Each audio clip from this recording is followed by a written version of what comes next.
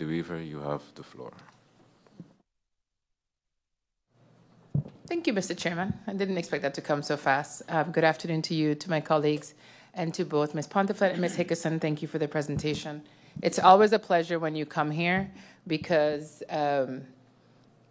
you get to educate the rest of us, or all of us, or the rest of us that maybe weren't privy to something. And of course, you've seen some of the reactions already today that happened that, oh my gosh, this is kind of doom and gloom. But sometimes you kind of have to go for that kind of effect for people to understand the importance of what we have in order to try and protect it as much as we can and just have a sort of long-term plan and vision of where we want to see the country going. And that goes a lot with the development of, as well as for the country, because if you look at certain areas of the country, it's now starting to resemble Miami. And if that's where we want to go with it, then we just need to collectively come here together and say that's where we want to go with it. And for for those members of Parliament or the public that are tuned into this meeting, as you yourself already, through you, Mr. Chair, that Nature Foundation is already aware of the fact that one of my interests and my commitment to them was always from a maritime perspective, because that's what I could relate to. It was one of the conversations we had where I said, well, why don't we start matching nature, the Réserve Naturelle on the French side, and then we make our way up from it. At a certain point during this meeting, I was thinking to myself of, well, why isn't Vromi here, right? And then I figured, okay, well, that is a valid question, but this is an information update for us. But I do believe that the next step in this needs to be incorporating Vromi, incorporating TEAT, incorporating VSA, because the pollution in our waters have a health effect on us as well. Incorporating finance, because we have to see how we're going to get the money, and you see where it goes. It's not to take away from any effect of the purpose of this meeting, because I do believe that we need to have this constant reminder, constant education, constant information sharing with not just the members of Parliament, but with the public as well. And earlier on, one of the other MPs talked about education, and it's a really important aspect of your work that I don't feel is going to be as effective as it can be if you are not supported in the way that you need to be supported. If I go back to the maritime section from a very simple perspective, what I said was boats going into French waters have to pay a fee to the nature reserve. The same thing should be done on the Dutch side. And then when we take it further into how can we assist Nature Foundation? What do you want from Parliament? It's not so much of, well, why are you here? What do you want? How can we assist you? And exactly like another MP said, if you have a priority list for us, what is the most important for you? And then it goes to the legislation that you are in the process of writing, which is another meeting. So you're going to be very busy, Mr. Chairman, in educating the MPs, but also incorporating the ministers and coming in here with foundations like this.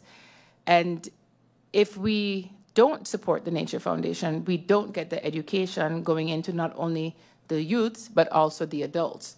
Because one thing I will say is, until it was brought up lately, I didn't even know that we had a reef of significant importance at K-Bay. Even though a lot of us like to call it Indigo Bay, the official name is K-Bay.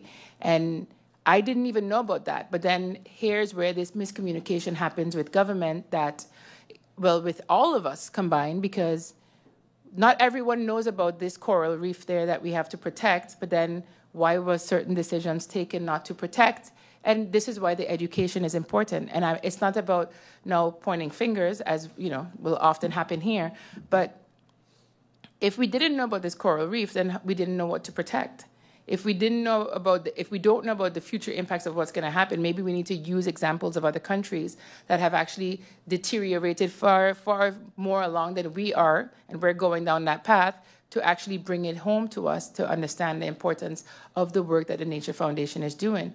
And right now, that nature fee needs to be something that we all commit to. And I'm going to bring it in even further for you. We allow a business to operate in Little Bay, outside of a DV hotel, to collect money on something unnatural that was placed on the waters, on the seabed. We allow a company to collect money, yet we're not coming together to collaborate and allow Nature Foundation that collectively wants to protect our island plus our coastline to collect money to do exactly that task. So it just gives you food for thought, right? We allow businesses to exist, yet a foundation like this, we don't do. So again, I'm going to go back and say something similar to what was asked before. What is the most important? Just one thing right now that we can start to focus on. And then I'm sure this will be a conversation, with the chairman again, that we are going to have to see how to start incorporating everyone and get the other ministers here and get everybody on board, because this is just a little dip, like dipping your toe in the water just to test how cold it is and whether or not you can jump in. This is just a little tip of the iceberg that we're dealing with. And there's so much information coming to us from not only the presentations, but also the attachments that we received to prepare for this, that actually going forward, we have a lot to talk about and break it down for the course of supporting something like Nature Foundation. But we have to make that decision of, are we on board in supporting a foundation that is trying to protect what we have here? That's the question that we have to ask. So I can see a lot of meetings happening with the VROMI committee to consider just that, because what happened today is, of course, because this is a high-level sort of introduction to it, we're going off on monkeys, iguanas, coastline, maritime fees, nature fees. So now we need to just sort of like bring it in on these small little topics. And then hopefully we get that message out more and more of the impact that we're having with everything else that we're doing here, without any connection to nature, to our plans in government, and everything else that's been happening that is worth, in my opinion, protecting. But that was it, I believe. Because some other persons, you brought up the questions I had earlier on was related to, in addition to how can we help you, it was about your priority setting. You brought up the BAFPOL issue again, which is why I reduced it all to say, right now the legislation needs to be there. We need to figure out how to finance you all. We need to get an update on the minister's opinion with you, and then bringing it to Parliament again. Because when it comes to legislation, we're the ones that are going to approve it. So I hope then, Chairman, that we will be having more meetings on this sort of priority setting in the future.